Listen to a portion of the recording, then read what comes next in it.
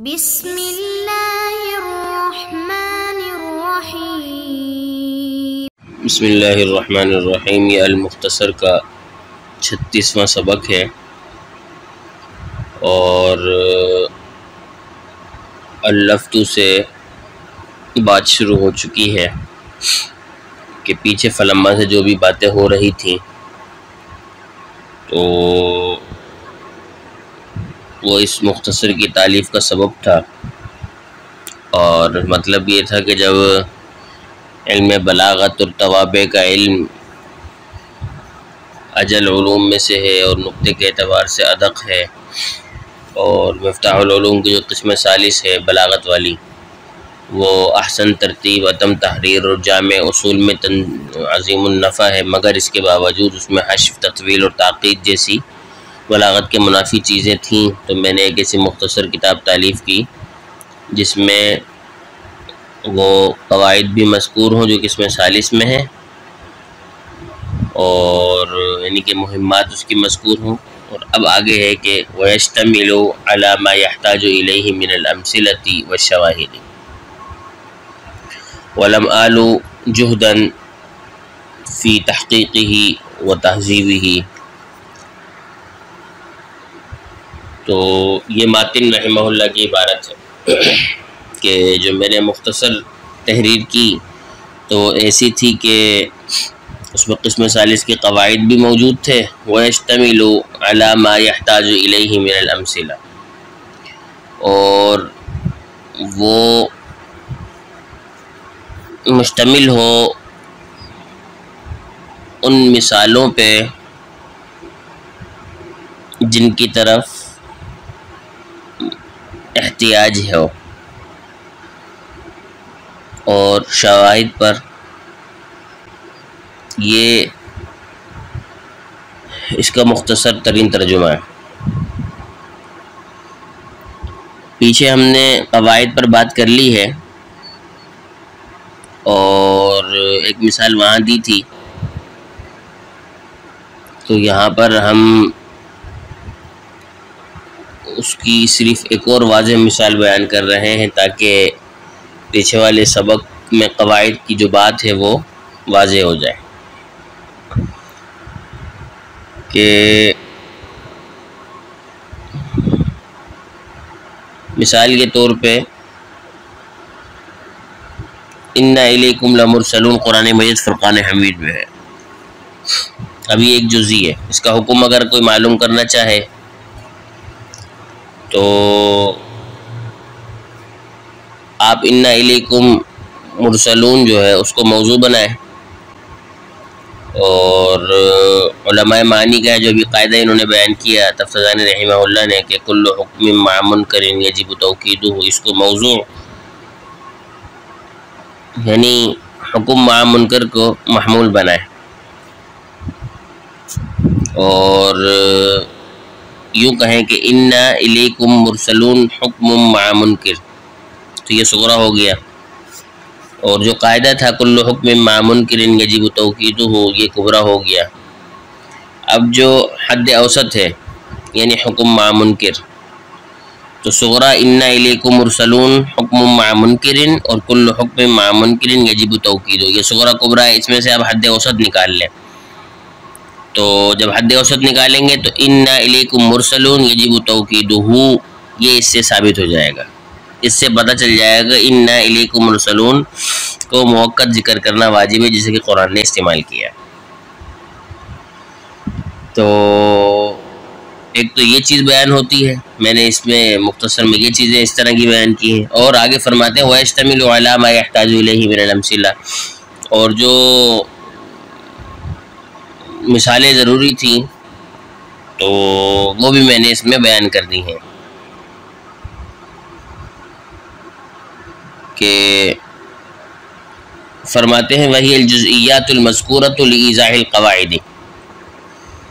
کہ امثلہ مثال کی جمع ہے، اور مثال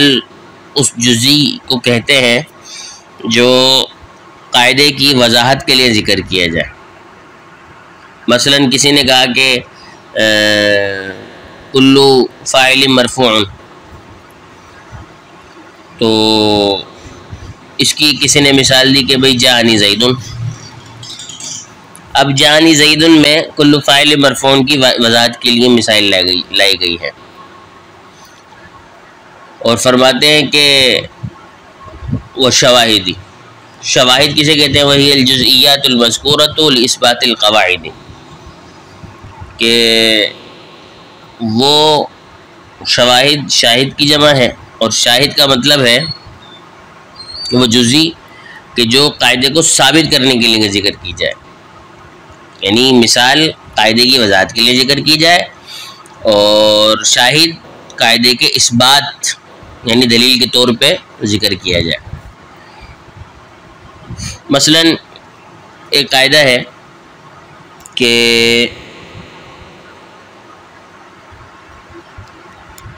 جب مبتدا یعنی کہ ابتدا جو ہے وہ مبتدا کو رفع دیتا ہے، عامل معنوی ہے، اور آپ نے قرآن مجید فرقان حمید کی مثال پیش کی کہ الحمدللہ، تو یہ شاہد کہلائے گا. اور شاہد کے لیے ضروری ہے کہ وہ قرآن سے ہو یا حدیث سے ہو یا اس شخص کے کلام سے ہو جس کی عربیت مسلم اور قابل اعتماد ہو علماء بلاغت کے نزدیک، برخلاف مثال کے کہ اس کے لیے نہ تو یہ ضروری ہے کہ وہ قرآن سے ہو، نہ حدیث سے ہو، حدیث سے ہونا ضروری ہے، نہ ہی دیگر بلغائے کلام عرب سے ہونا ضروری ہے، بس مثال وضاحت کے لیے ہوتی ہے، وہ تو اب وضاحت کے لیے نہیں. لیکن شاہد کے لیے ضروری ہے کہ وہ قرآن حدیث یا پھر مسلمہ کسی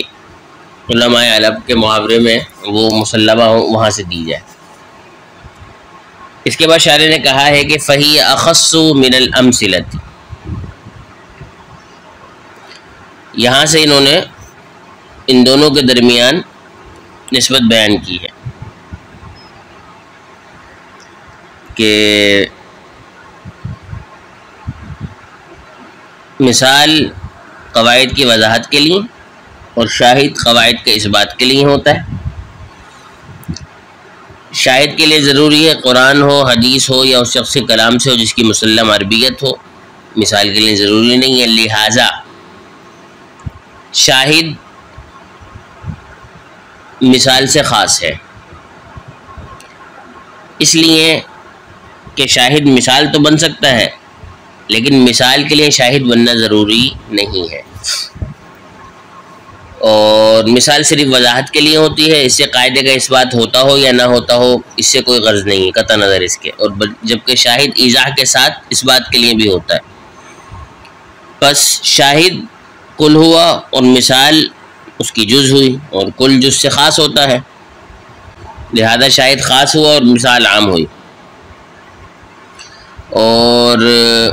یہ بھی کہا جا سکتا ہے کہ شاہد صرف اثبات قواعد کے لیے ذکر کیا جاتا ہے اور مثال صرف ایضاح قواعد کے لیے. تو ان دونوں کے درمیان اس طرح اگر یہ اعتبار کریں گے تو نسبت تباین کی ہوگی. اور اگر یوں کہا جائے کہ شاہد اثبات قواعد کے لیے ہوتا ہے خواہ وہ ایضاح کے لیے ہو یا نہ ہو، اور مثال ایضاح قواعد کے لیے ہوتی ہے کہ عام اس سے کہ وہ اس بات کے لیے ہو نہ ہو، تو اس صورت میں ان دونوں کے درمیان عموم خصوص من وجہ کی نسبت ہوگی. تو ان دونوں کو فہی اخص من الامثلہ میں تفسیرانی رحمہ اللہ نے عموم خصوص کی بات کی ہے کہ چونکہ امثلہ وضاحت کے لیے ہوتی ہے اور شاہد اس بات کے لیے ہوتا ہے، تو شاہد جو ہے وہ مثال سے خاص ہوا، کیونکہ ہر مثال جو ہے وہ ہر شاہد وضاحت تو ہو سکتی ہے لیکن ہر مثال شاہد نہیں ہو سکتی. ولم آلو جہدن فی تحقیقہ و تہذیبہ، اس کا معنی تو یہ ہے کہ میں نے تجھ سے کوشش نہیں روکی فی تحقیقہ و تہذیبہ، مختصر کی تحقیق میں اور اس کی تنقیح میں. ولم آل، یہ تفتزانی رحمہ اللہ فرماتے من الالوی یا من الالوی، یہ دونوں سے دونوں ہی پڑھا جا سکتا ہے، اس کا مستقبل جو مصدر ہے الوی بھی ہو سکتا ہے علوی بھی۔ وہو تقصیر، کہتے ہیں اس کا معنی تقصیر ہے، اور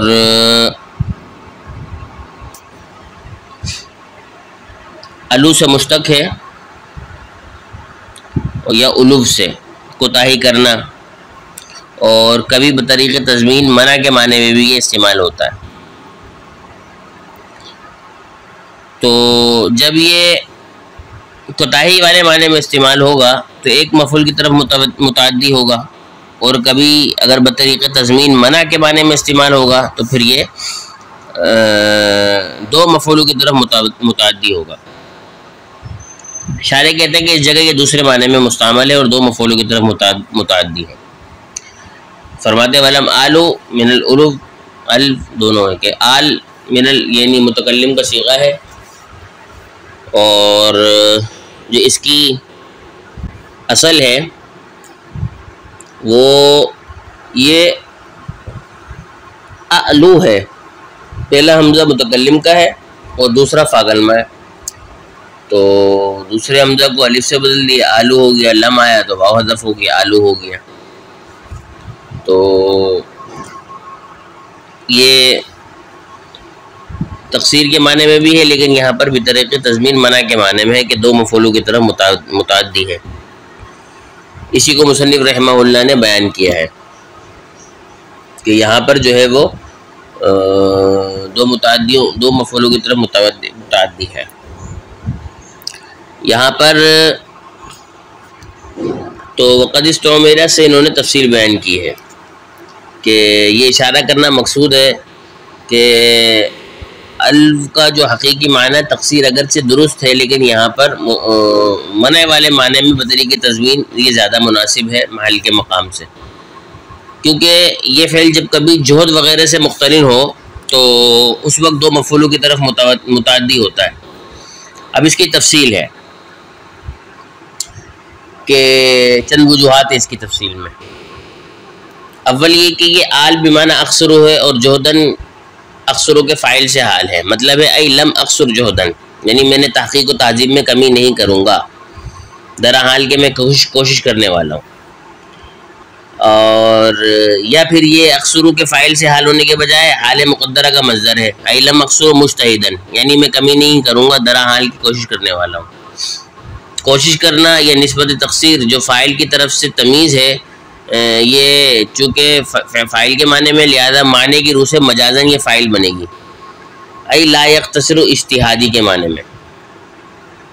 اور دوسری وجہ یہ ہے کہ آل معنی کے معنی کو متضمن ہو اور جہدن مفعول ثانی ہے، تو مفعول اول کون سا ہے؟ تو کہتے ہیں کہ مفعول اول حذف ہے، ای لمنعک جہدن، یعنی میں تجھ سے اپنی کوشش نہیں روکوں گا۔ تیسری وجہ یہ ہے کہ آلو یہ ترک والے معنی کو متضمن ہو اور جہدن مفعول ہو، اس کا مطلب یہ ہوگا کہ لم اترک جہدن، یعنی میں نے کوشش ترک نہیں کی۔ اور چوتھی وجہ یہ بھی ہو سکتی ہے کہ یہ فعل ناقصہ سے ہو، لم ازل کے معنی میں، اور جہدن اس کی خبر ہو مجتہدن کے معنی میں، یعنی میں کوشش کرتا رہا۔ لیکن شارح رحمہ اللہ نے وجہ ثانی کو اختیار فرمایا ہے، کیوں؟ اس لیے کہ وہ تمام اقسام سے اور تمام وجوہات سے راجح ہے، اس لیے فرمایا کہ جہدن اجتہادن کے معنی میں ہے کہ میں اپنی کوشش ترک نہیں کروں گا، یعنی منع نہیں کروں گا۔ تو فرماتے ہیں کہ الوف یہاں پر جو ہے وہ دو مفعولوں کی طرف متعدی ہو کے استعمال ہو رہا ہے، اور مفعول اول کو حذف کر دیا گیا۔ اصل عبارت ہے لم امنعک جہدن، کہ میں تجھے نہیں روکوں گا تحقیق و تفتیش سے، فی تحقیقی ہی، یعنی مختصر کی تحقیق میں، یعنی فی تحقیقی ما ذکر فیہ من الابحاث، کہ جو ابحاث ذکر کی گئی ہیں اس میں،